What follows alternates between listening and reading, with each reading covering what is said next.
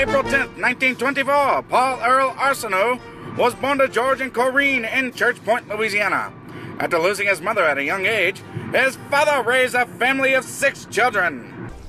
We had a good life. We were poor people, but everybody else was poor, and we all had plenty to eat, and we had clothes.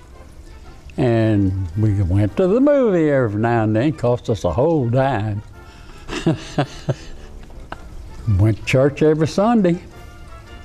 And it just a good life, really. We had good parents, and they took good care of us. After my mother died, I was 15 months old, and he stayed home to take care of Evangeline and I. Daddy had asked him to stay out a year so Laurentine could finish her school, which he did, and he went back to school, and it was time for him to go back. When I was little, I had asthma very bad, so I know he would stay up at night and take care of me so I wouldn't smother to death. So I guess they did the right thing. Okay, when he was living at home, they were in the field one day, and my sister Laurentine went to the field to give them some water to drink. And when she got there, she noticed there were some chickens with them in the field. And so she asked what was going on with the chickens, and they finally, I guess, told her that they had brought the chickens to buy some cigarettes. They got the cigarettes or not, but I don't think they did.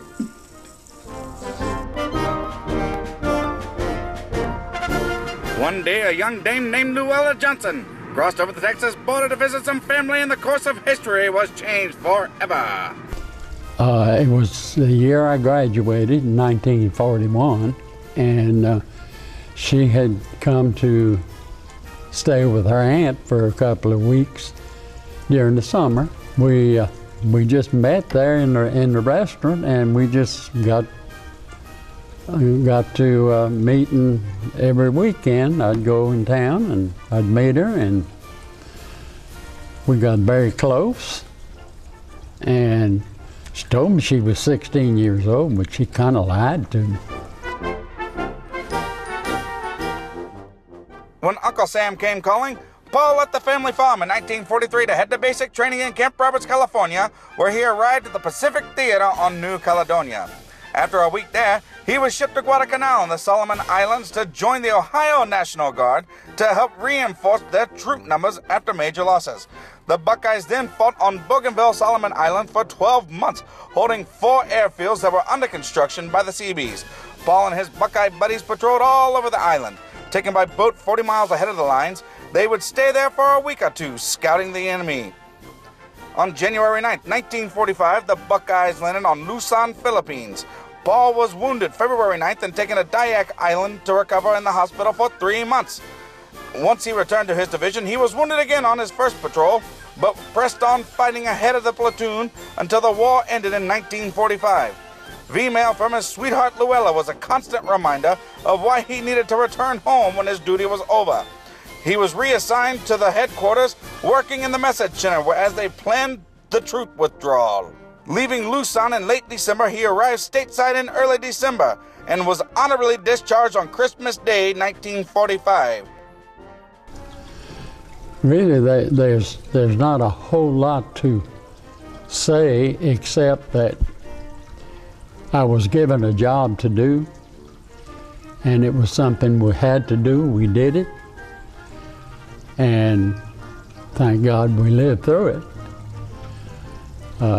I wondered a lot of times whether I would or not, but I did, and everything turned out good.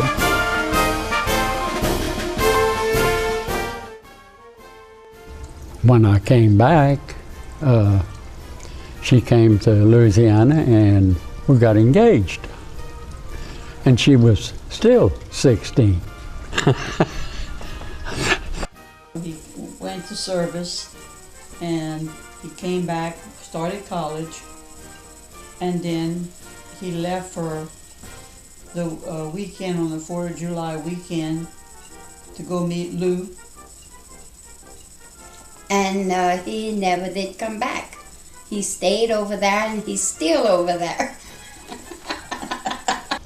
We married on September the 14th, 1946 at St. Anthony. She was a beautiful bride, and all of her relatives were there, but none of mine were here. It was too far for them to come over here. And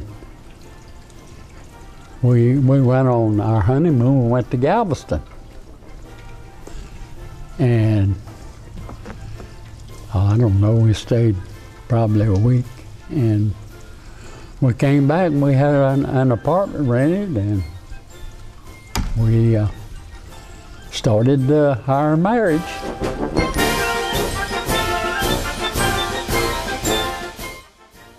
The young couple quickly became a young family with the arrival of Paul Jr. Then came Donna, Mary, and Candy. The Ossino family would be completed with the arrivals of baby Pam and Johnny. The best part of it was they came one at a time. And of course, having 6 of them, it was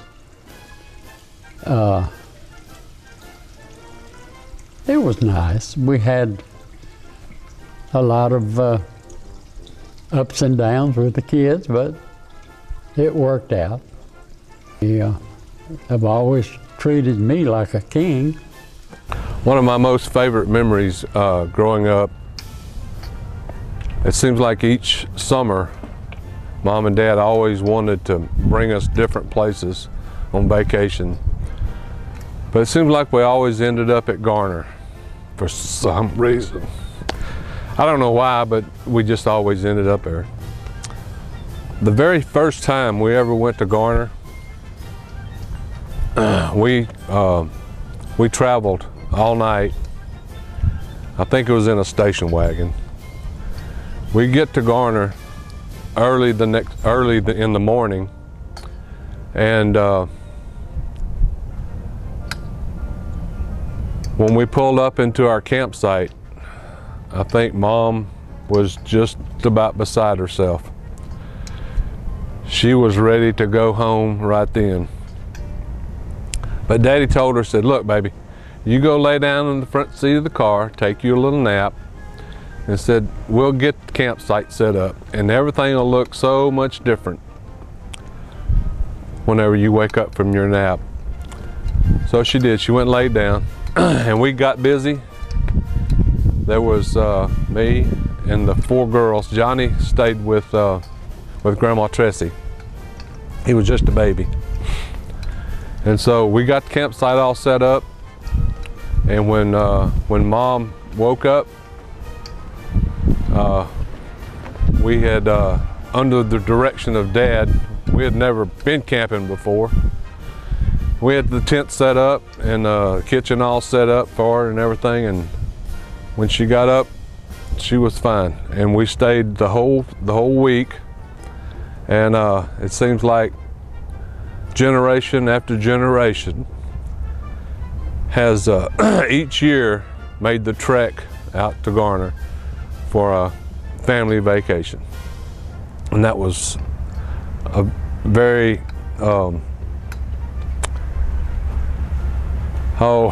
it was a very fun time, and it still is.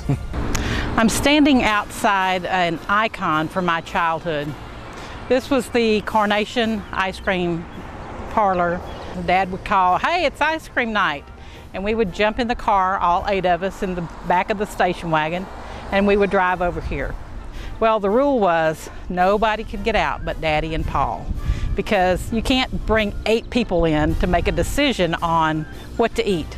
So Daddy would take the orders, and Paul would go in with him, and they would tell the guy what they wanted. If you were little, you only got 1 scoop, but if you got older as you aged, you got 2. So they would go in and place the orders, and then they would come back in a little while, after a while, with 2 scoops or 2 cones in each hand. And here they came, and they passed them all out. Well, there was a kind of a method to my madness, because I always ordered lime sherbet, because that was something that Paul and Daddy didn't like. So if it started to drip, they didn't want to lick it anyway. So I got all of my ice cream and I didn't have to share. So after we got our ice cream cones, the big highlight of the night was to drive down 11th Street with their windows rolled down and see what everybody else was doing. That was a big time in our day. The house across the street is where we lived when we were growing up. And Johnny was a baby. He was probably about a year and a half, maybe 2 years old, and I was in 3rd grade. Daddy came to pick me up after school one day, and it was really, really cold, and I was really concerned about taking care of our puppy dog that day, that for that night, that we were going to have to put blankets in the little room that she slept in. And Daddy said, well, we really don't have to do that because I had to take Prissy and give her away today. And I was so upset. And I said, why, Daddy, why? And he said, because Johnny kept running across the street to the school, chasing Prissy, and cars were just going crazy trying to keep from hitting him. So he said, we just decided we had to get rid of Prissy. It was either that or Johnny was going to get hurt. And I said, but why can't we just get rid of Johnny? But I'm really glad we didn't. He's a really good guy. One of the things that I remember most growing up with Daddy was when we were camping or off somewhere. We always had softball gloves with us, softballs, and Daddy would sit there and throw balls with me forever until I was just dog tired and he was just dog tired. But he would not quit and he wouldn't let me quit. It was just me and him, me against him against me, but us together. And it was something that he may have done with the other kids, I don't know, but it was special to me. Is when I was in junior high school, I came home from school, walked home from school, and Daddy was coming up in his '53 blue-green Chevrolet, and that's what Johnny said it was. If it's wrong, Daddy, I'm sorry, it's his fault. Anyway, it would look like a big old piece of bubble gum. And I go running out the door, and I'm so excited to see Daddy, and I hug his neck and give him a big old kiss, and we walk in the house, and everything's good, and that's all. So the next day I go to school, and there's this girl comes walking up, and she goes, hey, who was that good-looking guy you were hugging in your yard yesterday? And I said, good-looking guy? And I said, oh, that's my Daddy. And she said, well, he really is good-looking, and he still is. I don't know if you realize where I'm sitting at, but we're in front of the old Red Onion building. It's a pretty big part of our life for 20 years. And we had birth announcements here, birthdays, anniversaries, family get-togethers. We had it all here. Same thing, driving down the road, and I'd be rocking in my seat like this. He'd go, honey, you feel that? There's cars missing. And I just keep doing it. And he'd finally figure out it was me doing it. And yeah, it was pretty good. Good old Poppy.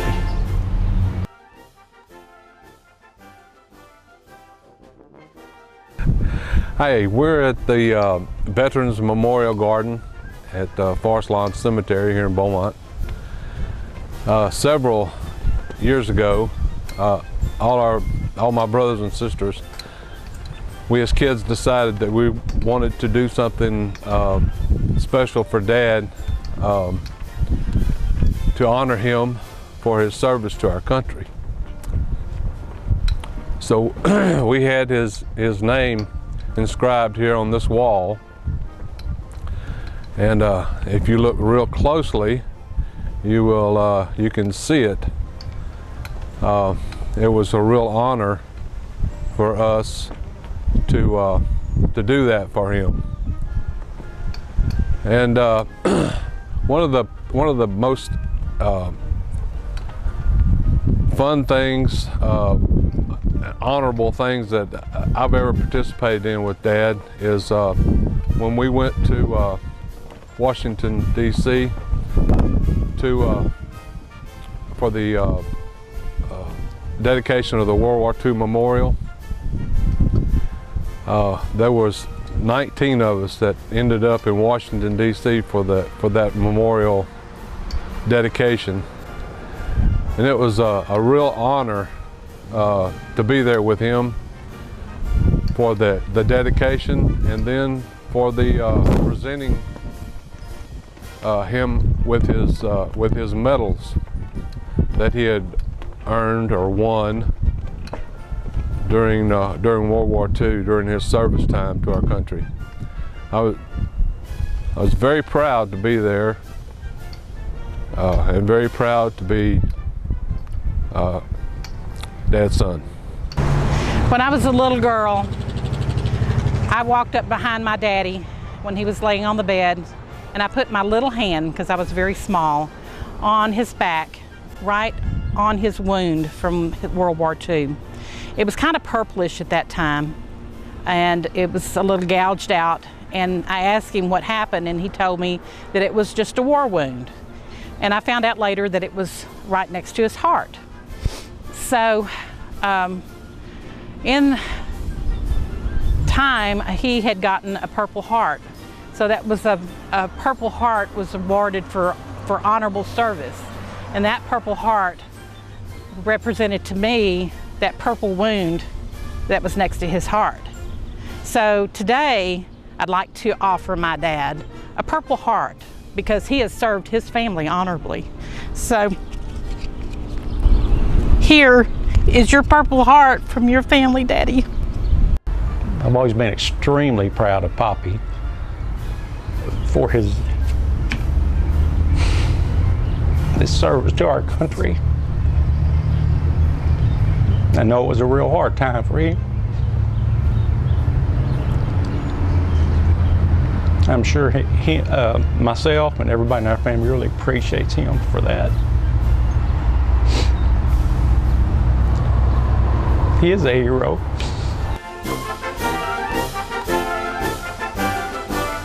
For nearly 60 years, Paul and Luella were by each other's side. She was a fine navigator, guiding the family as they raised their children, making sure Paul took all the right turns on their many travels across North America, as well as their frequent trips to the Walmarts. Although he lost his navigator, he still had a large family to lead, and he has done just that. The day that Mama was buried, you told us that you would miss her forever, but that you had a lot of life left to live and you intended to get on with it. And I'm most proud of the fact that you have done just that. You have embraced life, you've gone on with your life, and you have not stopped loving Mom, but you've continued on that path of living a full life. And I'm so proud of that fact, Daddy. Mama would have been so proud of you that you made it to this milestone and that you were able to go on with your life after she was gone, that you didn't just stop living, that you went on and you traveled and you saw people and did all the things that y'all couldn't do together. And I think that she would have been really proud that you continued on with that legacy that y'all had together.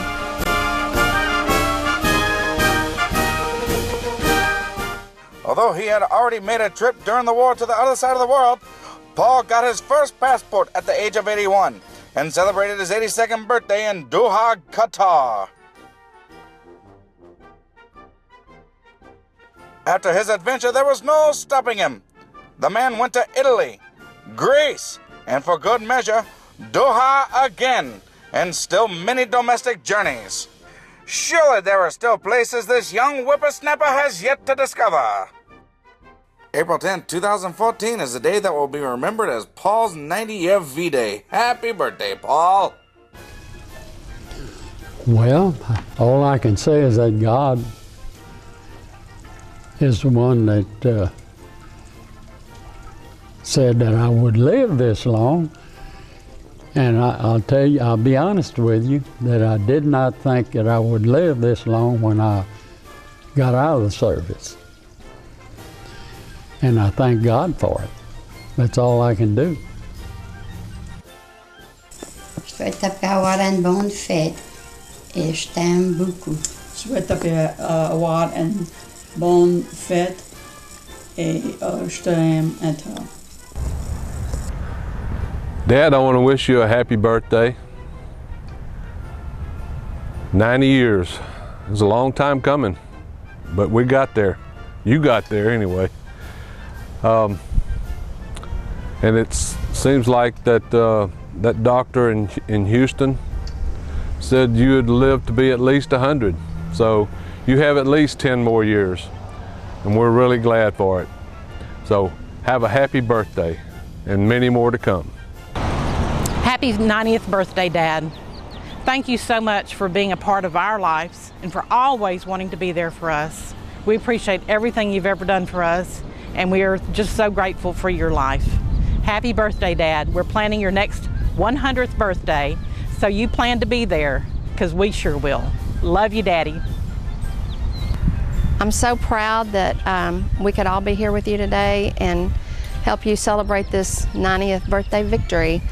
And you know, we're proud of the service to your country and the service to us, and we love you, and I just want to tell you happy birthday, and I hope you have many, many more. Poppy, just wanted to say happy birthday. I've only been around for 60 of the 90 years. I've enjoyed them all, and I hope to enjoy many more. Just want to say thank you for all the fun that you've brought to our lives, and hope you've enjoyed them as much as we have. Love you, Dad. So, Daddy, I love you.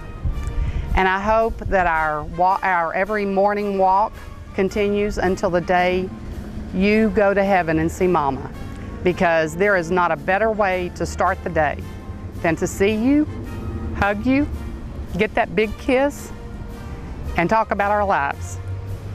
And all right, I know I'm the one that does most of the talking, but thank you for sharing this time with me. Happy birthday. Love you very much. Poppy, happy birthday. Happy big 90th birthday. I hope there's many more to come. And I hope they don't put 90 candles on your cake, because that would be a big sloppy mess. Love you. Happy birthday. This young American boy in blue cannot and will not be stopped. Oh, I'm gonna make it to 100.